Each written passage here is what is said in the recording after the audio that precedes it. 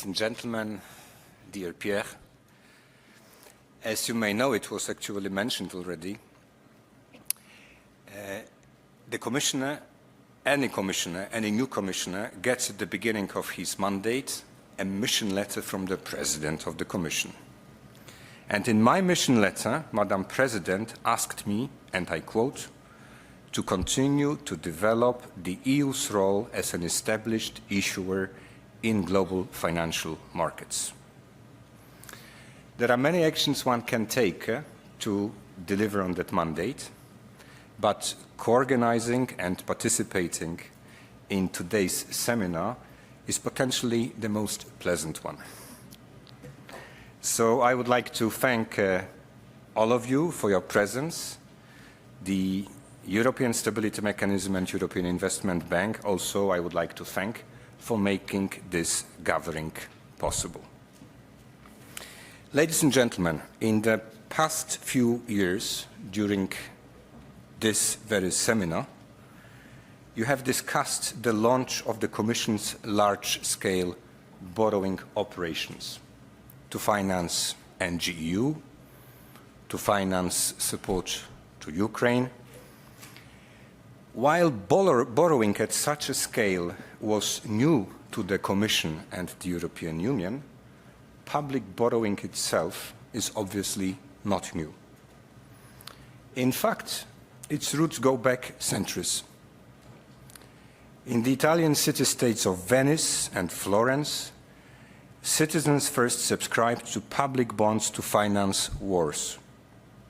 It was a way to mobilize resources quickly in the face of existential threats. Today, Europe once again faces urgent security challenges. The European Union is using the power of common borrowing not to wage wars of aggression, but to protect our citizens against important threats.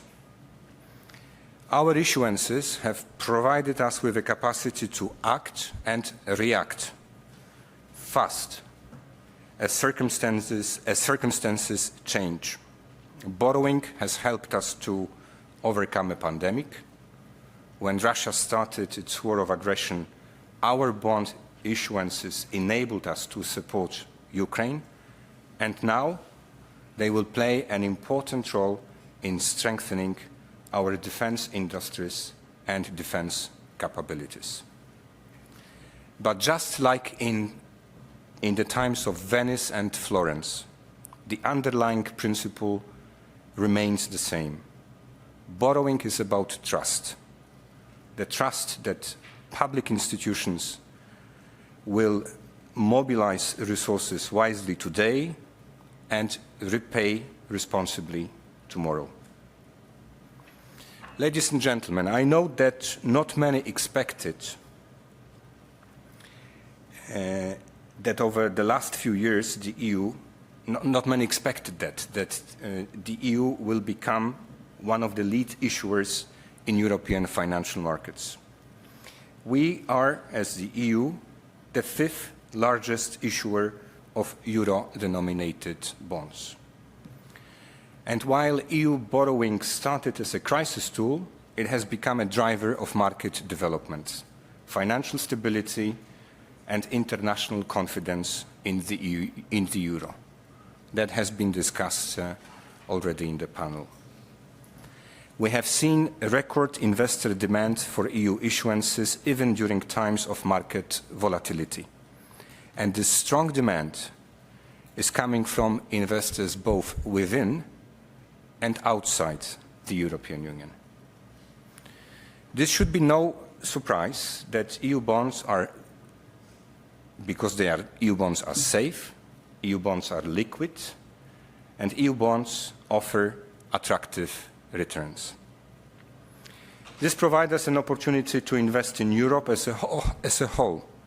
Our pan-European reach indeed means that our bonds come with an inbuilt diversification, making them less sensitive to events at the domestic level. So if you are looking for a safe haven in these turbulent times, an EU bond would be a good place to start.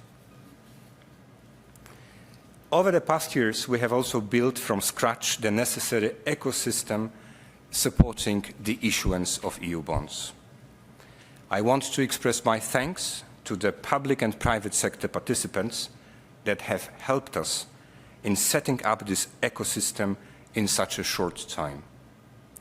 This includes, of course, the European Central Bank, the European Stability Mechanism, but also the European Investment Bank.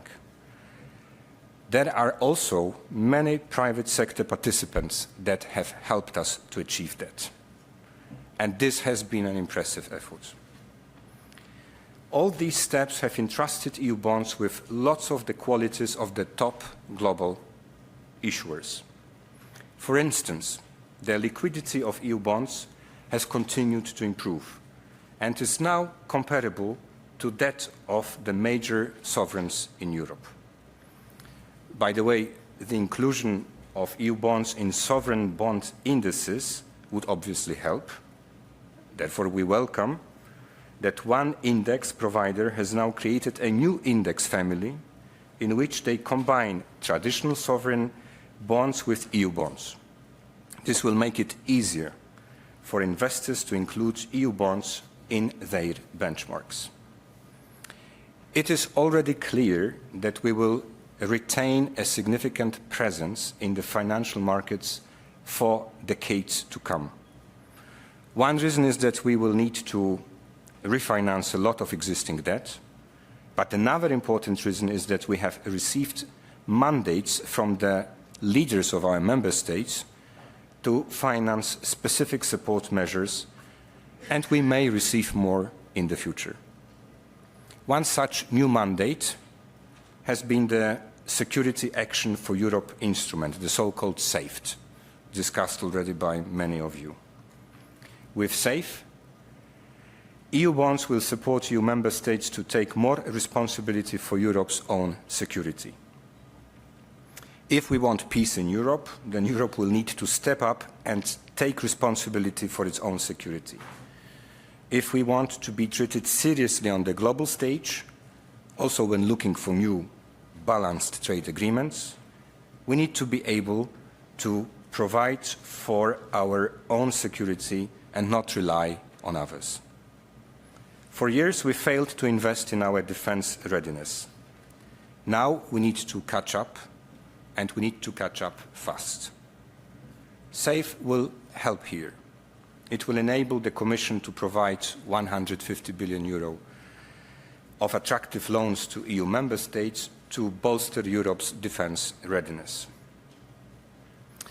But SAFE measures are not only about spending more. They are also about spending in Europe, creating innovation and jobs here on our continent.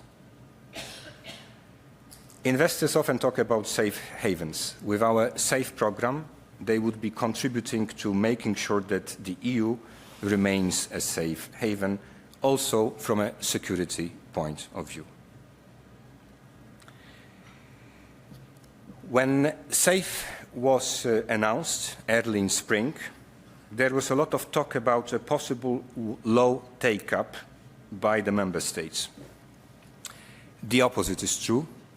19 member states expressed interest for an amount that went well beyond 150 billion euros available.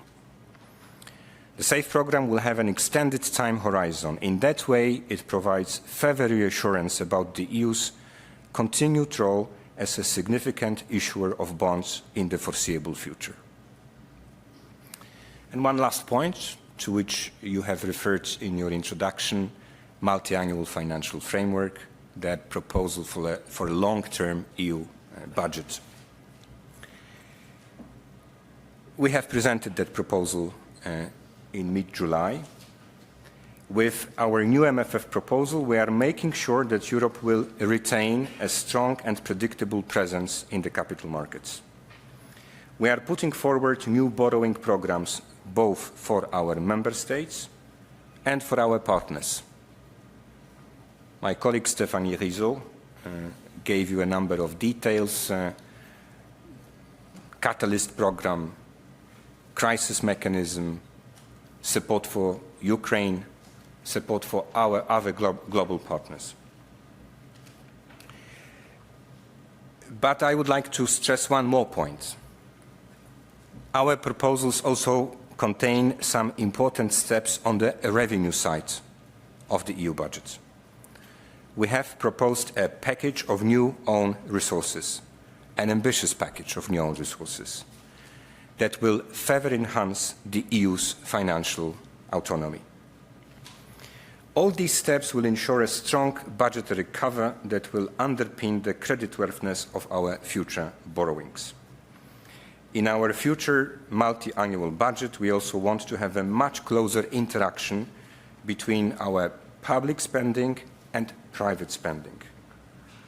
For instance, the European Competitiveness Fund, we want to focus a lot more on leveraging and de-risking private investments to help innovate startups to scale up. This will open clear opportunities for investors.